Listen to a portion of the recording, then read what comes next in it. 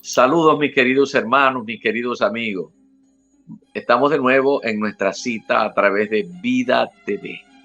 Precioso trabajo que están haciendo nuestros hermanos con un grupo de ministros que hacen posible que usted pueda recibir de una manera sencilla estímulos de parte de Dios y la enseñanza de parte de Dios para que usted esté apercibido de por dónde va el programa, su programa, y usted pueda participar activamente con esa emoción con la que usted enciende su teléfono, con la que enciende su dispositivo para estar en presencia de Vida TV y poder compartir con ustedes esto que realmente nos conviene. El punto que voy a tocar hoy tiene que ver con esto. Algunos conceptos escriturales que se entrelazan con los pactos. Lo repito. Algunos conceptos escriturales que se entrelazan con los pactos. Es decir, que para poder entender los pactos, el programa de Dios, hay algunos conceptos que allí están entrelazados y que entenderlos es visualizar con mayor eficacia este programa de Dios de los pactos, este plan maravilloso de Dios. Tengo algunos conceptos y se los voy a leer y luego a ver hasta dónde alcanzamos, si no, la próxima vez seguiremos comentando acerca de estos conceptos escriturales. Número 1 tiene que ver con el tiempo de los gentiles. Número 2, la plenitud de los gentiles. Una cosa es el tiempo de los gentiles y otra es la plenitud de los gentiles.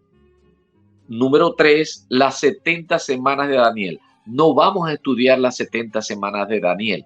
Simplemente tocaremos de una manera ligera, tangencial, esto, porque es que, por ejemplo, el Apocalipsis lo que hace es detallar lo que acontece en la 70ª semana, en la semana número 70. El otro aspecto, el otro concepto a considerar dentro de esto que he conversado con ustedes, está el arrebatamiento, la gran tribulación, la segunda venida del Señor y obviamente algunos conceptos que tienen que ver con la iglesia. Hoy estaremos pues hasta donde nos alcance el tiempo para hablar acerca de estos conceptos escriturales entrelazados con los pactos y tiene que ver con el tiempo de los gentiles. ¿Dónde aparece esta expresión? En Lucas, en el capítulo 21, versículo 24, donde el mismo Señor Jesucristo, cuando estaba hablando acerca de la destrucción de Jerusalén, el Señor les habla acerca de el tiempo de los gentiles. Y dice el versículo 24, y caerá a filo de espada y serán llevados cautivos a todas las naciones, y Jerusalén será hollada por los gentiles hasta, entonces estamos hablando de un tiempo, hasta que los tiempos de los gentiles se cumplan. Ahora, si tienen que cumplirse el tiempo de los gentiles, tiene que haber un inicio del tiempo de los gentiles. Obviamente, cuando nosotros vamos estudiando esto, nos tenemos que ir a la historia y esto tiene, el tiempo de los gentiles tiene una estrecha relación con los reinos del mundo, con las naciones que no es Israel. Hasta el capítulo número 11 de Génesis, Dios trata con los gentiles. Cómo nacieron esas naciones, cómo se replegaron, aún después que se multiplicaron, después del diluvio, cómo se regaron por lo que fue el mundo conocido, cómo llegaron unos al norte del África, otros al Medio Oriente, otros se establecieron allí en Europa, otros en lo que se denominó la media luna fértil, que son aproximadamente algo más de 2 millones de kilómetros cuadrados, que configuran eso que nosotros llamamos como concepto allí en la historia, Mesopotamia, que significa entre dos ríos, entre el Éufrates y el Tigris. Allí hay un área propia donde se inició la historia del mundo antiguo y que allí nacieron los primeros reinos de estas naciones, de estas naciones. Esos primeros reinos tuvieron lugar en esa área que se denomina la media luna fértil y que todas las, todas las luchas y todo lo que está establecido ahí en la Biblia, los pleitos que se enviaban entre los egipcios, entre los sirios, entre los asirios y todas esas, los sumerios, todo eso sucedió en esa zona. El control de la zona es la narración de las guerras que habían entre esas civilizaciones. Pero cuando se comienza a hablar de lo que es el tiempo de los gentiles, su inicio, está referido básicamente al tiempo donde las naciones, es decir, el hombre sin el temor de Dios, esa civilización que se organizó, llegó a paralizar el plan que Dios tenía para con Israel, para que Israel fuera un reino piloto para que el resto de las naciones se fijaran que allí había un Dios, que conocieran a Jehová Dios, el creador. El tiempo en que aparece en la escena mundial Nabucodonosor es el tiempo del esplendor, del inicio del esplendor de Babilonia. Había otros reinos, como los asirios, como los sirios, que fueron grandes guerreros y que sometieron inclusive a Babilonia. Pero ya en el 608 antes de Cristo, el padre de Nabucodonosor, que fue Nabopolassar, nombres que son bastante difíciles de pronunciar, ellos estuvieron trabajando para constituir un reino con características de alcance mundial. No fue sino hasta Nabucodonosor cuando se consolidó un primer imperio verdaderamente, un imperio verdadero. Y se le denomina el imperio babilónico. Imperio porque es que tenían el verdadero control por vía de lo militar, por vía de la violencia, tenían el control del comercio, tenían el control socioeconómico de la media luna fértil.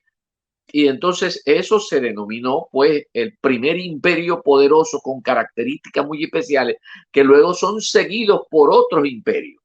Luego aparece el imperio medo-persa, luego aparece el imperio griego y por último el imperio romano.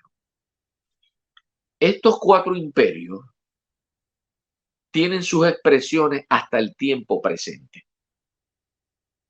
Esas reminiscencias que podemos tomar de esas grandes civilizaciones, de esos imperios, llegaron un momento a dominar la escena mundial, incluyendo a Israel. Ya en el 608 antes de Cristo, ya estaba establecido como nación y como un reino Israel. Ya había pasado muchos reyes de Israel, pero por la desobediencia a los lineamientos planteados en la ley mosaica, que tenían que ver básicamente con con el pueblo de Israel que obedecía a los pactos, y muy especialmente en entender y llevar a efecto el año sabático, el pueblo de Israel no lo hizo nunca. No lo hizo nunca. Y encima de eso, entonces eran idólatras de dioses que no eran Jehová Dios. El pueblo de Israel cayó una y otra vez en este tipo de pecado, en donde llegó el momento en que colmaron la paciencia de Dios y Dios los entregó a los babilonios. A partir de ese momento comienza el tiempo de los gentiles. El tiempo de los gentiles, porque es el tiempo en que al hombre, sin el temor de Dios, ha estado dominando y se ha estado expandiendo. Hasta el día de hoy, el tiempo de los gentiles está latente. ¿Por qué? Porque habrá un momento en el que Dios le va a poner coto al sistema del mundo, al tiempo de los gentiles, en donde puedan desplegar todo lo que ellos quieren y creen que pueden hacer con esta tierra. Hasta que aparezca el Señor Jesucristo por segunda vez a poner orden, a regir con vara de hierro, a iniciar el periodo milenial, el reino milenial prometido a Abraham, a Isaac, a Jacob, a David, a todos esos con quien Dios hizo pacto, incluyendo a la iglesia, el pacto nuevo. Pero el tiempo de los gentiles comienza más o menos con esto, con el 608 antes de Jesucristo. ¿Y cuándo va a terminar? Hasta que aparezca Cristo por segunda vez a iniciar su reino milenial. Allí se acaba el tiempo de los gentiles. Ese concepto escritural tenemos que manejarlo, porque cuando vamos a hacer los gráficos, que por cierto los gráficos nos ayudan bien a visualizar el programa de Dios. Cuando nosotros comenzamos a trazar bien estos pactos y a entrelazar allí los conceptos, vamos entendiendo el programa de Dios. El otro concepto a analizar es la plenitud de los gentiles. Ya no es el tiempo de los gentiles, sino la plenitud de los gentiles. ¿Dónde aparece eso en las escrituras? Bueno, si hablamos del tiempo de los gentiles, que era en Lucas, en el capítulo 21, verso 24, con palabras del mismo Señor Jesucristo, cuando él habla del tiempo de los gentiles, hay que prestar atención, hay que estudiar eso. Y ya lo determinamos por lo menos de una manera ligera. Pero cuando aparece aquí la plenitud de los gentiles, la plenitud de los gentiles es el tiempo en donde hay la plenitud de la iglesia, escúcheme bien, el nacimiento de la iglesia hasta que ésta sea arrebatada. Esa es la plenitud de los gentiles. ¿Cuándo? ¿Cuándo es la plenitud de los gentiles? Se inicia con la cruz.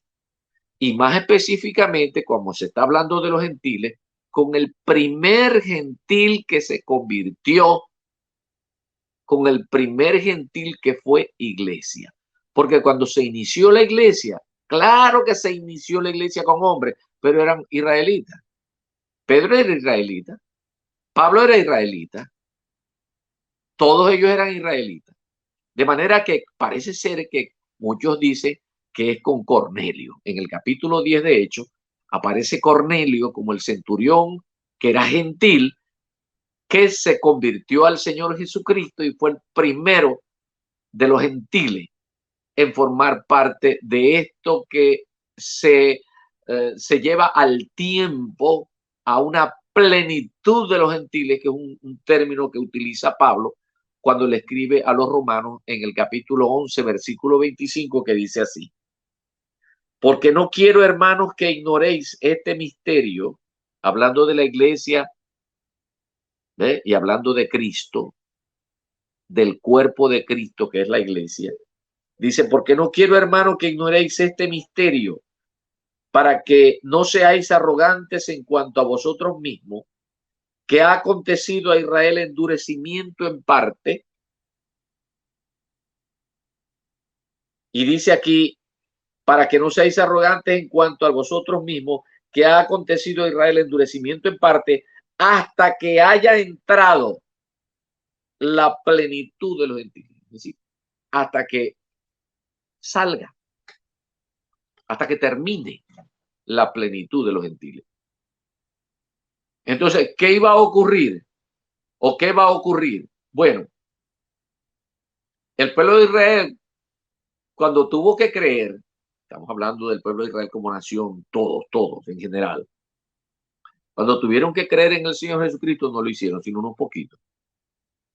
Él se presentó en lo que se denomina la entrada triunfal a Jerusalén, en la semana en la que todavía se hace un acto religioso, que es el Domingo de Ramos, que entra el Señor Jesucristo montado en su burriquito. Entonces, él entró como rey, pero no lo reconocieron como tal. Todavía no ha reinado el Señor Jesucristo con la promesa que le hizo a David, que siempre iba a haber casa, reino y trono. Todavía no, porque eso va a acontecer en el milenio. Entonces, pero tiene que pasar la plenitud de los gentiles. Este tiempo tiene que pasar. ¿Cómo va a pasar ese tiempo? Hasta el tiempo en que sea arrebatada la iglesia. Desde Cornelio hasta el arrebatamiento de la iglesia es lo que se denomina la plenitud de los gentiles. Ese es el tiempo, escúcheme bien, el tiempo que Dios le ha dado a la humanidad, a esa clase que no son israelitas, le ha dado la oportunidad desde Cristo para acá que formen parte de su cuerpo, que formen parte de la iglesia. Otros denominan este tiempo la gracia. Hay muchos que no se pliegan a esto de llamar exclusivamente este tiempo la gracia, porque siempre la salvación ha sido por gracia de Dios por medio de la fe. Sí. Entonces no se puede llamar gracia porque ha habido otros salvados que siempre ha sido por fe y esto es gracia de Dios, porque de Dios viene la gracia. Todo lo ha planificado Dios para salvar al hombre, pero para salvar a todos los gentiles, los que no son israelitas, abrió la posibilidad desde la cruz para acá, en lo que también se inicia el nuevo pacto, un nuevo pacto al que invitó Israel y que algunos israelitas participaron de esta invitación y por tanto son iglesia. Aunque fueron israelitas, también son iglesia. ¿Por qué? Porque creyeron en el Señor Jesucristo. Y entonces estamos viviendo el nuevo pacto. Estamos viviendo el tiempo de que algunos denominan la gracia. Estamos viviendo el tiempo de la plenitud de los gentiles. ¿Hasta cuándo? Hasta que venga el Señor Jesucristo a levantar a la iglesia. Dios está completando el número de la iglesia. Usted, mi querido amigo, que está en presencia de su dispositivo, viendo el programa, si usted no ha tomado todavía la decisión de formar parte del cuerpo de Cristo, es tiempo que lo haga, porque después no va a haber más tiempo. No va a haber más tiempo. Aunque se predique el evangelio en el resto del mundo, esto lo hará lo que queden en Israel, porque precisamente los 144,000 de los que hace mención la Biblia son israelitas que se darán cuenta, de que en el rapto se fue la iglesia, es porque está escrito y se darán cuenta de la verdad. Y entonces no les quedará otra cosa que anunciar el evangelio. Y será predicado este evangelio, esto lo dice Mateo, el capítulo 24, versículo 14. Y será predicado este evangelio a todo el mundo. Entonces vendrá el fin. ¿Cuál fin? ¿Cuál fin? El fin del tiempo de los gentiles, de lo primero que hablamos. Es decir, que terminará con el inicio del establecimiento del reino milenial del Señor Jesucristo en esta tierra. Fíjense cómo van convergiendo, donde este punto se va aunando, estos conceptos se van entrelazando para darle forma al programa de Dios, esto de los pactos. Están otros conceptos que son de suma importancia. Están las 70 semanas de Daniel, está el arrebatamiento como tal, la gran tribulación, la segunda venida del Señor Jesucristo y ahondar un poco más acerca de lo que es la iglesia. Pero por ahora vamos a detenernos para que sigamos con estos conceptos que son básicos. Hoy tratamos lo relativo pues al tiempo de los gentiles, la plenitud de los gentiles, y luego seguiremos conversando de otros conceptos que están entrelazados cuando estamos estudiando la temática de los pactos. Nos detenemos y les invitamos cordialmente para que usted esté pegado allí, muy cerquita de su dispositivo, para que participe a esta invitación que le hace Vida TV, a nuestras redes sociales, en Facebook, en Instagram.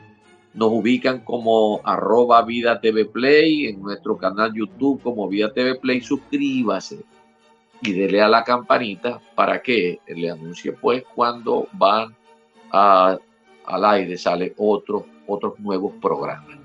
Así que participe con nosotros de esta bendición que se llama Vida TV, y que a través de su servidor al frente de la comunidad cristiana Plenitud, con su espacio de Proyecto Real, hace una sencilla colaboración con otro grupo precioso de hermanos y de hermanas que día a día trabajan, se esfuerzan por compartir con usted las buenas nuevas de salvación, por compartir con usted todo lo atinente al programa de Dios y todo lo que nos conviene saber para que podamos estar apercibidos y participando, ser copartícipes, ser privilegiados en esto de anunciar al Señor Jesucristo y todo su maravilloso plan. Eso nos lo ha encomendado Dios y debe ser un privilegio, y lo es, de hecho, para cada uno de nosotros, el poder participar con lo que Dios nos diga que hagamos. Por ahora, que el Señor me los bendiga en sumo grado y nos veremos próximamente.